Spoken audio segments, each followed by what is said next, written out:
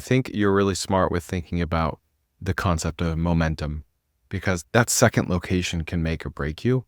And even if it's more simple to launch with just junk removal, the lack of momentum could be a net negative for you, all else equal, because you've already cracked the complexity code on offering two services, right? Now the complexity you need to crack is going 3 hours away to not just a bigger market, but a different market. Welcome to the Kerner office. Today was an awesome episode with 4 call-in questions. 1 was pre-submitted. First guy asked about his junk removal business. He just hit $1 million in revenue. He's in tiny Bend, Oregon, and he wants to expand to Portland. He also has a moving business, and he wants to know, do I lean into moving? Do I lean into junk removal? Do I go to Portland? Do I go to Eugene? What do I do? Great guy, great business. Next guy was pre-submitted. He wants to buy a tortilla route, like on BizBuySell, and he said, is this a good idea? What do you think, Chris? Next guy had a very interesting question. He and his wife, or his wife and a friend, answer questions for a very popular fitness influencer with 1.1 million followers, and he wants to take all of her DMs and comment and turn it into some sort of a digital product, newsletter, a book, or something. And I'm not gonna lie, I had some really good ideas for him. Okay, and the last caller wants to start a Flowrider business. Flowrider is like an inflatable faux surfing concept that's getting really popular in Asia, and it's kind of starting to come to the US more. You can find them on cruise ships. So we broke down the unit economics of a Flowrider. Honestly, there's no filler in this episode. Okay, you're gonna like all of them. So enjoy. Brett, how's it going? Good. How are you, man? Dude, living the dream, man. Living the dream. Good. Well, welcome to the Kerner office. It's a good looking whiteboard. Trying to set up the org chart, get things organized. You know how it goes. Nice. You need a much bigger whiteboard. That organization's just going to keep growing, man. Hopefully. That's the goal, man. Thanks for having me on today. Of course. Yeah. So let me summarize your question. You've got a junk removal business, right? Yes. We do junk removal and residential and commercial moving now. Oh, okay. So junk removal and moving. You're about to hit 7 figures in revenue. You got 150,000 people in your town, and you're in that messy middle and you're trying to grow, right? Yep, exactly. We're in Bend, Oregon, if you know where that's at. The vacation. Yeah, beautiful. It's changed a lot over the last 10 years, huh? Yeah, especially after COVID too, it just blew up. So that's been good, starting a business here, but we want to test a bigger market and really see what we can do. Okay. Well, let's hear what you're struggling with. Do you mind sharing your business so I can pull up the website?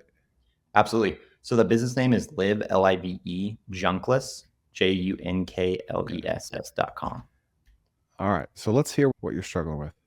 Yeah. So we started the business about 3 years ago. This is our first real business. I got basically put a $2,500 investment into the company. And since the first job, we've been running off the cash flow.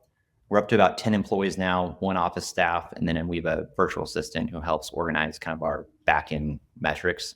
They just all of our financials.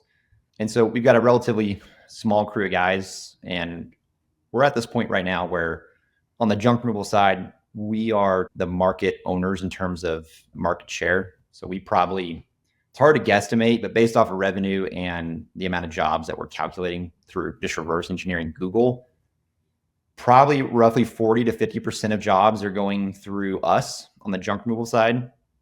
And then moving is growing. So that's probably closer to 10 or 15%. We've got 1 franchise here in town with College Hunks, and we pretty much, we're playing neck and neck with them. And so we feel like we want to grow into Portland. It's a 3-hour drive north from us, and that's about 1/3 of Oregon's population. So we feel like this could be a good market for us to expand into. The issue is with growth, especially on the cash flow side, starting a new market in a bigger area like Portland, we're trying to project how long it's going to take for us to become profitable, but also take a little bit of market share. Mm-hmm. We're going back and forth between should we grow invest with just cash flow or try and take investment and go that route. And so that's where we're at right now. Okay. Have you done any research yet as to how much competition you have in Portland? We have, yes. So on the junk removal side, we've got the 3 big franchises in the junk removal space. And then we've got about 2 local players that actually answer their phone and don't just sound like Chuck in the truck.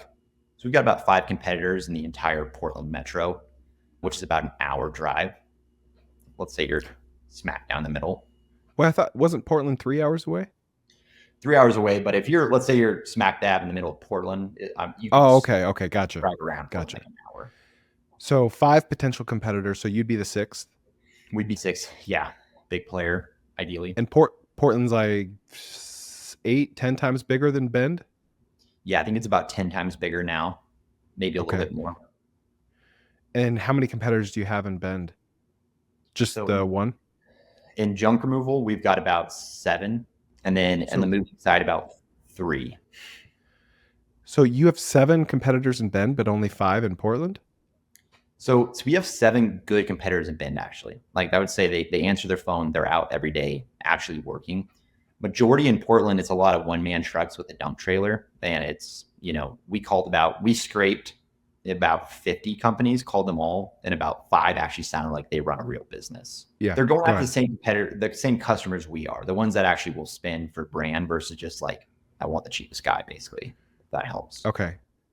And so 5 competitors in Portland that are legit, that would be direct competitors. You're not even counting Chuck in a Truck as a competitor.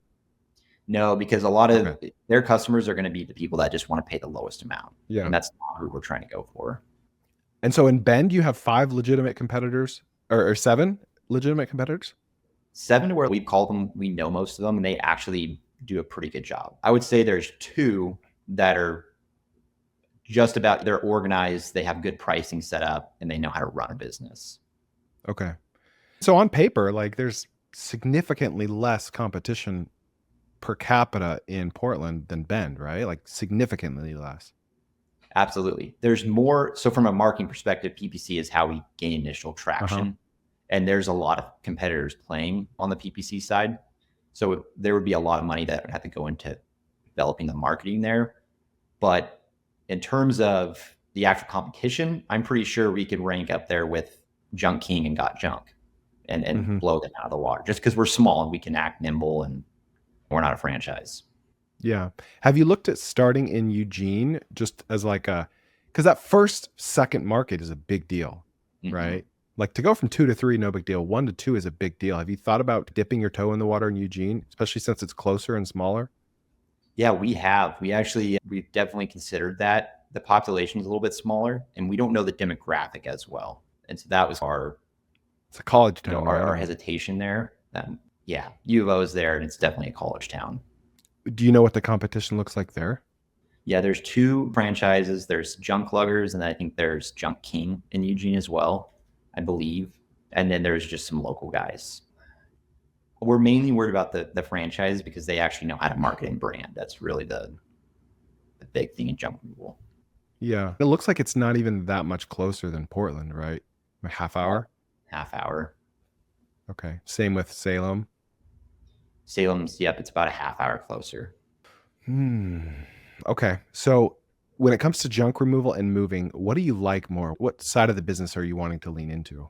When we first started in Portland, I really do think that junk removal overall is more profitable from the beginning, but moving has more demand.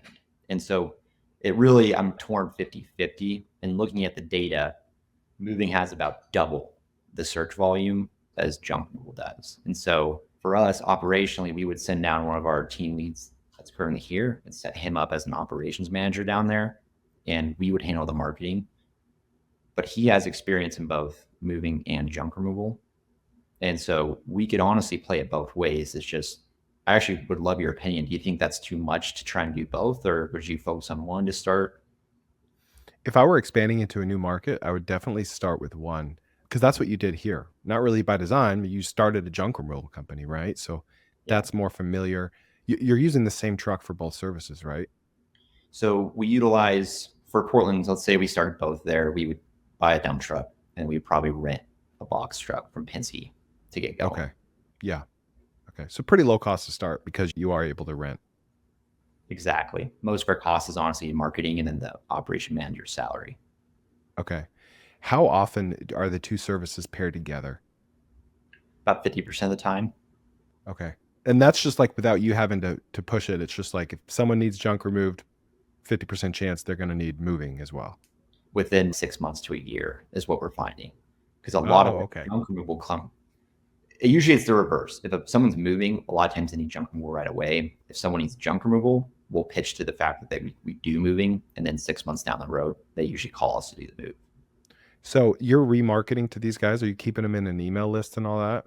Yeah, so we utilize Jobber, and then they just unleashed their whole new marketing campaign. So we've been sending out, I think we have 3,000 people that are on that. Okay. Yeah. So in your opinion, it makes sense to keep doing both. It's not too difficult to do moving as well.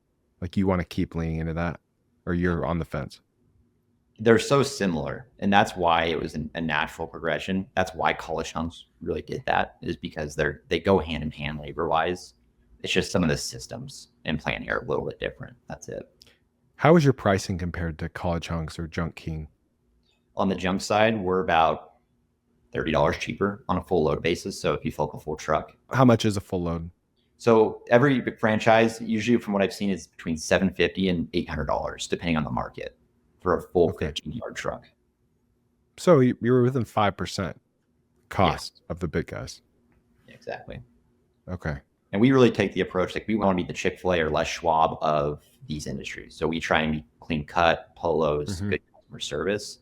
And then our pricing is super comparable. So it's like, oh, you're going to choose the local guy or you're going to choose the franchise, which that's why we've had success in that.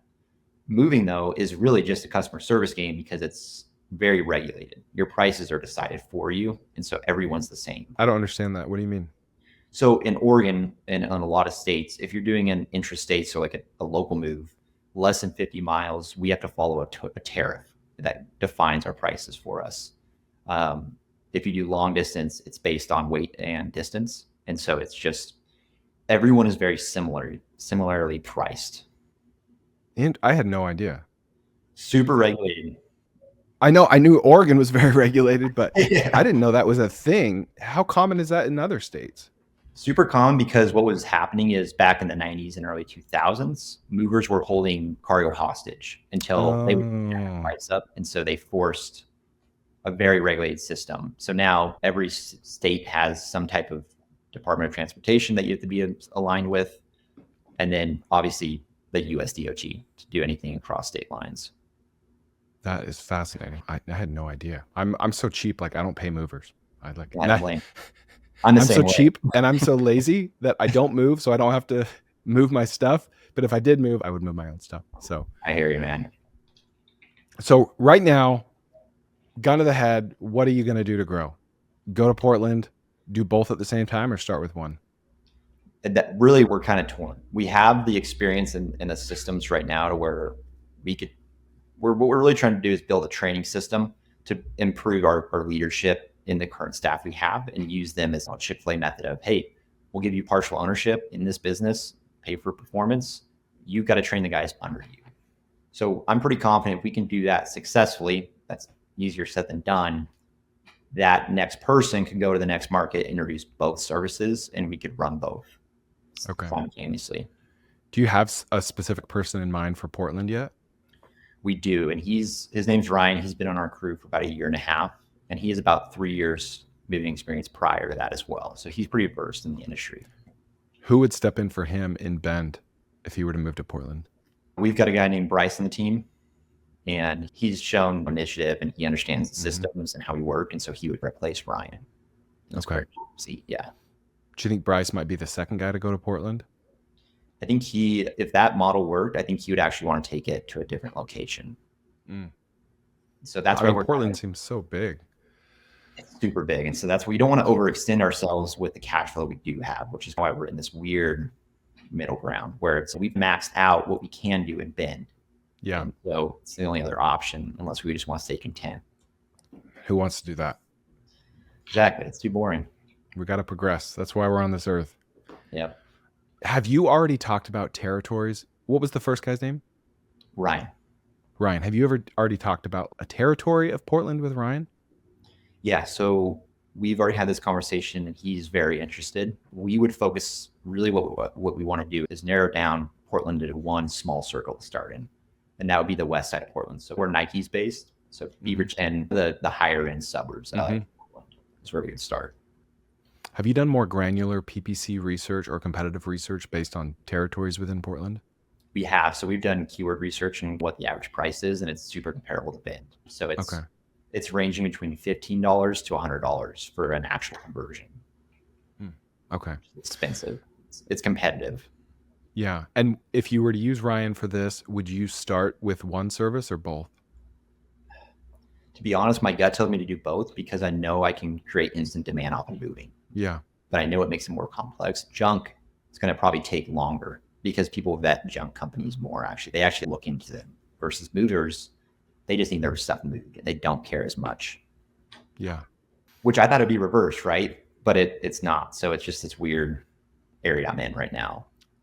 Yeah. I think you're really smart with thinking about the concept of momentum, because that second location can make or break you.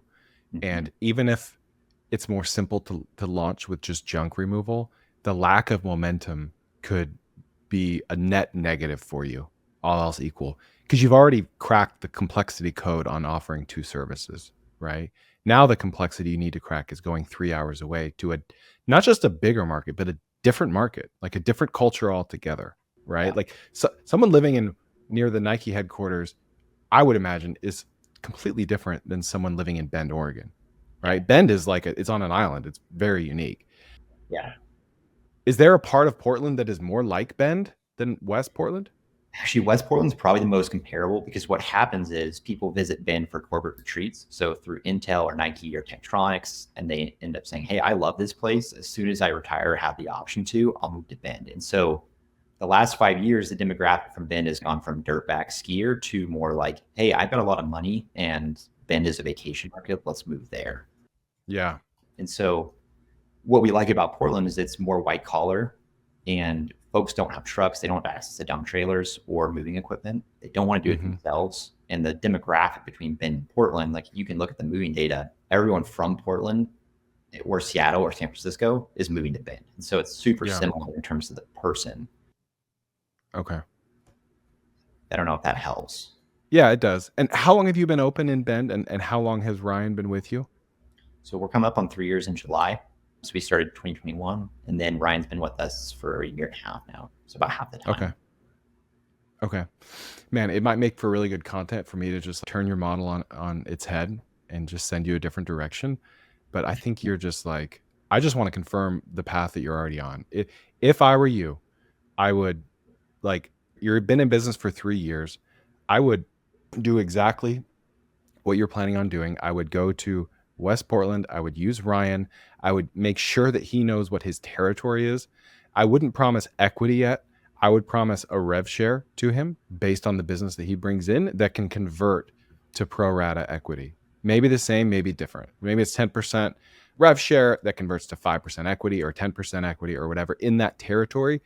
I would be very cautious on everything that you promise him today because a lot can change, and you're much more likely for him to feel bummed that things didn't go as you thought it might go than you are for him to just suddenly become a bad employee, right? Like, I feel like he's already proven himself.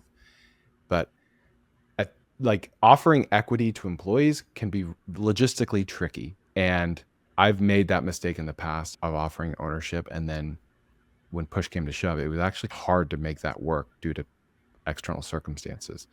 Yeah. But I think it would be a net negative if you launched in a new market with just one service. I feel like you need that momentum. You want to get revenue in the bank. It just feels good to get that first job. Like, the dopamine hit of your first revenue is better than the dopamine hit of like your first $100,000 month. So I would just continue on the path that you're on and go to Portland, and you could be a $10 million company after saturating Portland, right? It's awesome. No, I appreciate the time and I agree. And the other thing on the compensation is we might just put him on a salary and make it performance based and create a spreadsheet. Show him, hey, if you climb our revenue ladder, this is where you'll end up, and these are the benefits you'll get versus the ownership model, which is, I think, probably a better bet. But there's still upside, So great. Yeah. Thank you, Chris. I appreciate the time. Absolutely. Also, I meant to say that your website looks awesome. It seems like you're doing everything right. So just keep crushing it. Trying. Appreciate it. Keep doing what you're doing. Yep. It's awesome. All right. Thank you, Brett. See you, Chris. See ya. I'll go ahead and read a pre-submitted question. This is a topic suggestion for a future podcast. Something I see for sale occasionally are sales routes for things like tortilla brands or soda brands. I would also add like FedEx route. The numbers are always, they always throw around, always seem too good to be true. But at the very least, I figured it would be cool to get your take on them. Loving the podcast, so keep it up. So I know exactly what you're talking about. You go to BizBuySell and you say, all right, I want $200,000 per year profit businesses with the lowest multiple. Oh, this is a Mission Tortilla route in Northeast Texas that nets $200,000 a year, and they're selling it for $400,000 a year. I don't like these businesses. I've looked into these businesses before. I don't like it because usually, if not all of the time, you're buying yourself a job, and a really sucky job at that. Usually to make those numbers work, you either have to do it yourself or you have to hire a driver at $75,000 a year, which comes with all kinds of complexities. My good friend Keith, former owner of Heartland Bread Company, the bane of his existence was delivering that bread and picking up the bread that never sold to all of the grocery stores. It's not fun. Like, logistics is hard. And so if someone's selling a business that's in logistics at an attractive multiple, I would stay far away from it, especially since there are thousands of other industries with attractive multiples that you could buy into that have much less headache. Brigham, I've seen your name pop up in my email a few times and on Twitter, and you seem like a guy that's a lot like me, just always hopping from thing to thing. Yeah, it's a curse, honestly. My parents sat me down a couple months ago and said, son, if you're going to provide for your family, you really need to focus on one thing. And I said, I'll do my best. Okay. Well, they love you. That's what matters. They do. They do a lot. Okay. Well, let's hear about, so from what I understand, you and your wife are working for a popular fitness influencer, managing her comments, and you want to productize that somehow, right? Yeah, more or less. So I actually do digital marketing. My wife, she works for this influencer answering DMs, and my sister also works for her. So I hear from both of them a lot about what this influencer does. Mhm. And I'd like to keep the name of the Sure. influencer quiet just because a lot of this is Yep. still How many in followers though? development. Huh? How many followers does she have? 1.1 million. Okay. So there's a lot. And a lot of them are, she's a mom and kind of plays into the mom thing. And Mhm. so a lot of them are in similar phases of life. So anyway, they've got like fitness and some of the health, like foods, and they have a line of health foods and protein powders and stuff like that they've released as well. Okay. A lot of I'll just give like a quick background on it. A lot of what my wife does is she just answers questions. So she pretends to be this influencer, Mhm. answering in her tone. They give trainings on all of that kind of stuff. They have a lot of back end resources, but they're all like Excel spreadsheets where they have common topics. Like when somebody asks about a certain thing, these are the canned responses. Yep. And it's pretty unsophisticated on the back end. And then on the client facing end, all of her content is being put out just on stories, and like Instagram essentially is her landing page. Mhm. And so they've got a website, but it's a crappy website, hard to follow, not super easy to navigate, and a ton of affiliate links and other stuff like that. And then they've got on the website, there's a whole section where they have ebooks with a lot of her thoughts and education and stuff, and then a ton of podcast material Mhm. and other things like that. But none of it is centralized in any way. It's all just on Instagram. Yeah. So as my wife's answering these questions, they're all questions that have been posted about, or there's an ebook about them, or there's a whole podcast episode about it. And so then my wife's whole job is responding to these DMs and saying, oh yeah, I actually have great content about this exact thing. Here it is. My thought was, I actually reached out to a couple Fiverr creators to see if they could create like a Kajabi or teachable course. And my goal is to just take all of the content that's publicly available, like on this lady's Instagram account, or her ebooks, like the free ebooks or even paid ebooks that are on her website, and then podcasts, and scrape all of that content, compile it into an easily digestible thing, and then pull a list of her most active followers and run a retargeting campaign on Facebook. Uh-huh. My question, so this kind of gets into the nuts and bolts of it, is I've got this lady's phone number because I've been to like company parties with my wife Mhm. and things like that. And I've asked her questions, and I'm to a point now where not like a best friend thing, but at least familiar enough that I could probably reach out and say, hey, I've got a great idea. I'd love to sit down and ask you about it. Yeah. But I don't know if it'd be I'd make 100% of the money if I just push the course out myself versus bringing her in and having her be the distribution. The only issue is just that it comes down to, I don't know what's copyrighted. I don't know what's like, if I couldn't steal her kind of a branding gray if I'm area doing it on my if own. she has nothing to do with it. Yeah. So I figured this is right up the Texas snacks alley, Mhm. where you're the legal third party seller Yep. for all of the Texas snack stuff. Yeah, that's And an you've worked interesting out analogy. kind of a comfortable, Yeah. like, hey, I A won't step working on your toes, you relationship. don't step on mine. Yep. So I'm just curious for your thoughts on that. Yeah. So I think that whatever you might gain in like revenue by just doing this solo, you will more than make up for by partnering with her somehow. And one thing that comes to mind immediately, which I didn't think of before this call, is using her content to make a book, like a physical book, an audio book, or multiple books. I'm pretty close friends with a guy that he has like reverse engineered the Amazon algorithm to get like reviews and to get Amazon to promote you and to get like certain Facebook groups for readers and writers to promote you and Goodreads and audiobooks. And like he wrote 20 to 25 books, him and his wife. And then now he's packaging this up as like an alternative to the traditional distribution model, which they take 70% and he takes 20 or 30%. Right.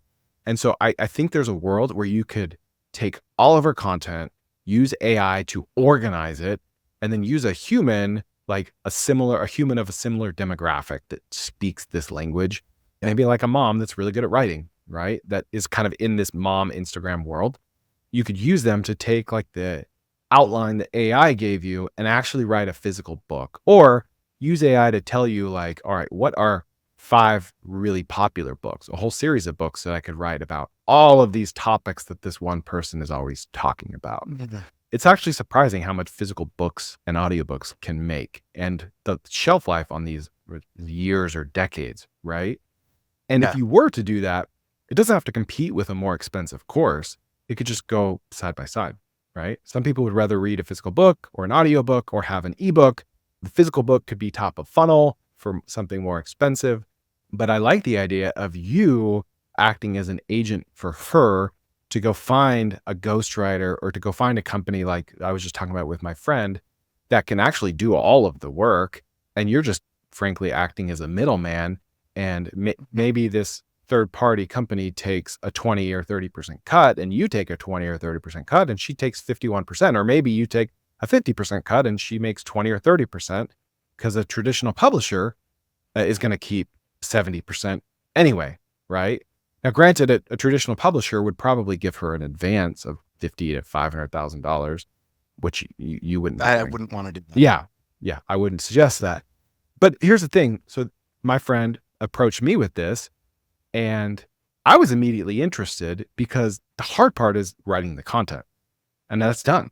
I write 100,000 words a month. It's all there on Twitter, right? And for her, that's done. It might be more video format, but you can easily take the transcripts of these videos. You can automate that, right? And so I was a very easy quote unquote sale for him because I don't have to sit down and write this and I don't have to do the work and I still get a lion's share of the profits. Yeah, interesting. What do you think about that? Do you think that could work with her? And then actually partner with her to do that. So her distribution could just be the cherry on top. And you could tell her like, listen, you're going to help throw gasoline on this fire, but there's going to be a fire with or without you, you know? Yeah. I like that idea. As I was talking with I like the swig cup, by the way. That's my wife has. That's way more Utah than most my Utah accent. thing you've ever seen. That's the good quick call out for my subject line in the email I sent you. Way more Utah than my accent. That's hilarious.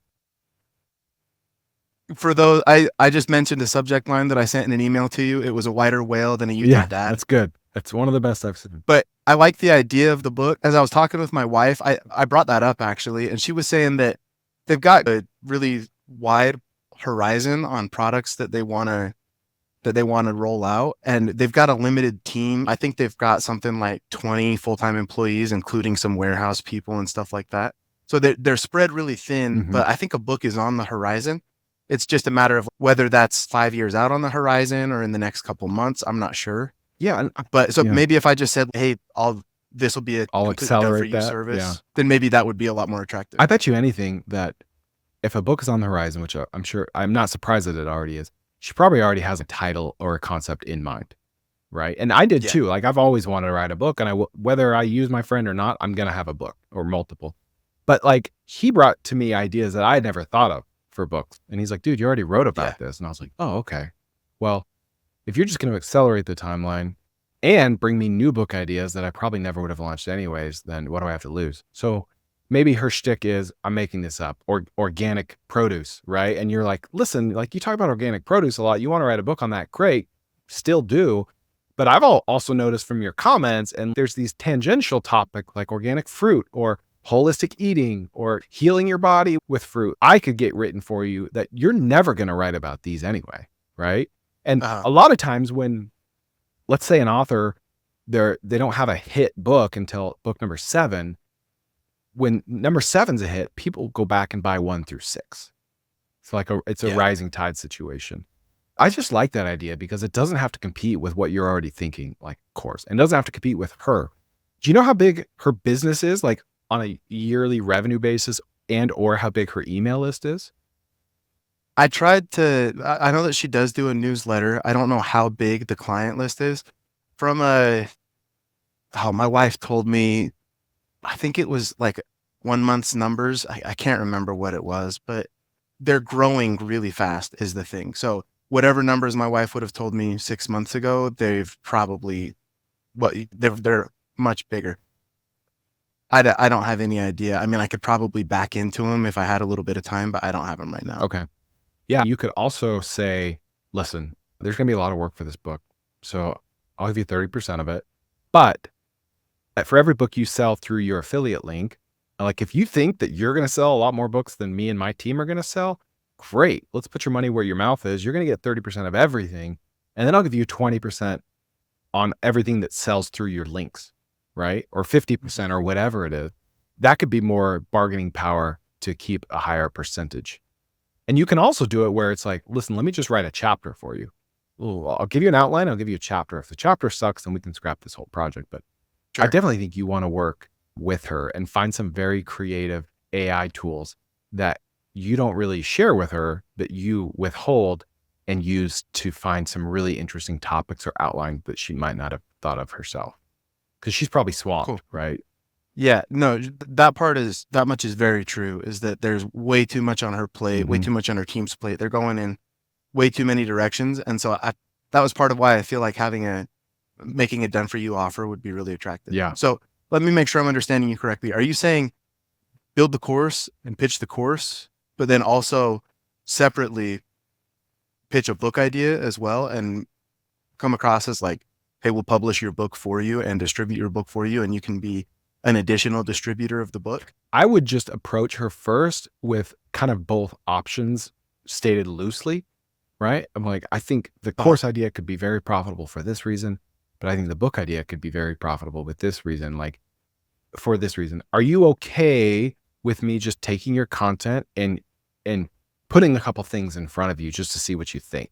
And then maybe you put like an outline for a course in front of her and an outline for a book with a title and 2 or 3 different titles or concepts, and then letting her steer the decision-making from there. Okay. Because if you're like, you don't want to go all in on one or the other because you want to hedge a little bit, but you also don't want to sound wishy-washy. So I would sound very factual. Listen, here's what you're going to expect from a course. Okay. Here's what you're going to expect from a book. I think they go hand in hand. I think one can be top of the funnel for the other.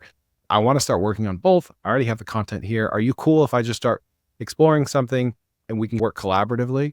And then I'm sure she'll say yes to that because there's really no risk, and then start putting stuff together. Okay. So very cool. I like the ideas. I think I'm gonna mock something up, like an example of a course, and then go get a couple, like you're saying, a couple ideas on book titles, a couple chapter outlines, and then go sit down with her. Yeah, I love it. Well, let me know how it goes. Can I get one additional thought on how to break down like an equity split or something like that? Because you were saying traditional publisher is something like 70-30 in favor of the publisher. Would you recommend something similar to that, and then a 20% kickback on books that sell through her platforms? I think so. I think that would be very generous to you. So that might just be a starting point. Sure. But if you were to shake out at 50-50, I think that's still pretty good to you. Okay. And then what about on the core side of things?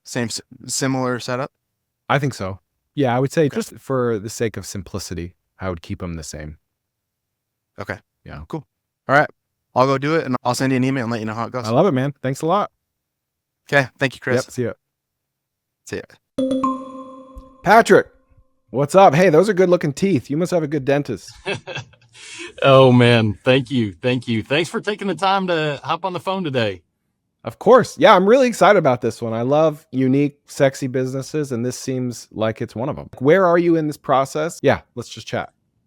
Yeah, sorry for the issues with my connection there. I am unfortunately driving right now, parked while we're recording, but that might be the issue on the connection. So I'd heard your podcast asking for questions, ideas, if you had any, and I thought this might be the type of business that you'd be interested in. Last summer was exposed to Flowrider for the first time. You might have been on a cruise and seen one of these, but Yep. best way I could describe it for the listeners is a surf simulator. It's a ton of fun for kids through adults, and got back and thought, man, I would love to take my kids to something like this. We live in Texas, 100 degrees in the summer, even swimming outside is hot. And so started thinking, what could it look like to create an indoor flow rider venue where you give people the opportunity to come and ride one of these machines. You have some food, beverage options, birthday parties. That's what I started thinking about, and am interested in starting a business that will serve my community and help families make memories, have a good time. And so I have done some research talking to a manufacturer of this machine and got some pricing on that. And now I'm trying to figure out, is this even a good idea? Is it crazy? Is this something that people would show up to in a way that would allow me to have a sustainable business? Do you need to have some sort of additional offering besides just the flow rider to go with it? The model I was looking at is a 2-lane flow rider. So could probably have about 20 people, 10 each side, going for hour sessions at a time. And so, sorry, that was a lot. Happy to answer any clarifying questions. Yeah. I feel like I was all over the place there, but I'd say early stages of this, if I could be convinced of the numbers, I'd be ready to move forward quickly. And just hard to do validation on an idea like this when you don't really have many competitors to see if this is something people are interested in. Yeah. So where in Texas are you? In College Station, Texas. So home of Okay. Texas A&M, got like 70,000 college students, and it's growing quite a bit. There's a lot of young families right connected to Bryan as well. So good population base, not a major city, but certainly think there'd be enough population to support something like this. Yeah. Now, does it have to be indoors or could it be outdoors as well? It could be outdoors. The only reason I was thinking indoors could make sense is in the summertime, even sitting outside. If I'm a dad going to take my wife, and I have 4 kids, something like this. If it's 100 degrees and 2:00 in the afternoon, even if there's shade at the venue, it would, I think, be not the most enjoyable experience if you weren't on the flow rider machine. Then as well, if it was indoors, something I think you could do year round and have people, even when the weather's not great, still use the machine, but it could certainly be done outside. Does it have to be like built into the structure or is it more like a bounce house and you can place it somewhere? Well, so as I started researching it, they've got an option that is like a mobile version that is the same material as an inflatable bounce house. It's got the similar powerful jets to where it looks like the experience would be pretty similar. You wouldn't have the ability to do the 2-lane option on that. So you'd have fewer customers that could go at one time. But, and I haven't been on one of those personally, but from what I understand, it's a pretty similar setup to the ones that are installed in the ground. Okay. So it's feasible to think that you could rent a space, not have to build like a custom built space, rent a space, put one of these in there and have the business that way. Yes. Yeah. So if it was, hey, I could rent a space, there's big mall parking lot right off the highway that is empty. Could you rent that and put a mobile little concession stand, snack shack, and put some shade up and run this during the summer? I certainly think that would be feasible, could be a possibility. And I just was unsure of what sort of traction in a place that gets to 102, 103 during the day you might get at 3 in the afternoon. Yeah. Now, how does it work with the manufacturer? Do they sell it to you? Do you lease it? Is it a franchise? How does that work? Yes. And how much did it cost? Yeah. So I initially had reached out to Flowrider directly, and those are super expensive to the point where I was like, that doesn't really make sense, but have sourced some things from China in the past. And so started reaching out to some suppliers in China and could get one of the inflatable ones for about $150,000. It was more reasonable than I had expected. And I'd have to have my lawyer check to make sure there's not some sort of issue patent wise with Flowrider. The supplier said, no, it's no issue, but have not done any of that legal due diligence yet. And what does it cost? If you were to buy this one for 150 grand, how much can you make like per hour maximum if there was a line? Yeah, that's a good question. I'm a big fan of not doing public math, but what I've seen is people will try and sell something like this for an hour. So say maybe sell a hour-long slot, and you might have 10 to 15 kids that you allow to. That way the line's not too long. You're waiting 45 minutes before you can go cycle through the line quickly. Yeah, I think that you could charge $20-25 per hour slot. So I think it'd be, if you had 10, 15 kids, pretty reasonable to think you can make $250, $300 an hour in terms of revenue just from those ride tickets. And if you did that 10 hours a day in the summer, could you do $2,500 to $3,000 in a day? I certainly think if the weather was nice and you were able to get the word out, it's something that, I've got 4 kids. I'd take my kids up to do something like this. Yeah. So if it had 2 lanes and it was $20, then each kid, what does it take? 5 minutes per ride? Oh no, it's much shorter than that. Most people are wiping out pretty quickly. They get a few tries, don't they? Yeah, so you'd be able to go through, they estimate that you can go through a couple hundred rides an hour. So if you had 10 people and you were able to have 200 rides over that hour, each kid going 20 times, something like that. And obviously someone who's more advanced might last longer, but when I saw it on the cruise, most people were not going longer than a few seconds. They were wiping out. Yeah, I went on a cruise on one of those and I was not good and it was embarrassing. Okay. Yeah, especially whenever you then have the kids who are making it look easy, and it's like, my pride and ego hurts there a little bit. Yeah. So if you've got 2 lanes, let's just be conservative. Let's say you can put 15 people on it per hour, 2 lanes. So 30 kids per hour for a 2-lane machine, $20 per ride. That's what, $600 an hour. Is that reasonable? I think it'd be reasonable I think that math checks out. Would you always be at 100% utilization? Probably not. And I think it would vary on the weekends, summertime. I think it could be reasonable to hit those sorts of numbers. But again, that's where I struggle in terms of projecting this out. It's not like there's someone doing this down the road that I can go and just see, hey, how many customers are they getting? Yeah. Yeah, but even if it was 50% utilization, could you get $300 an hour? I certainly think 50% in the summertime would be reasonable. Have you ever looked for one of these for sale, like on Facebook Marketplace or eBay, a used one specifically?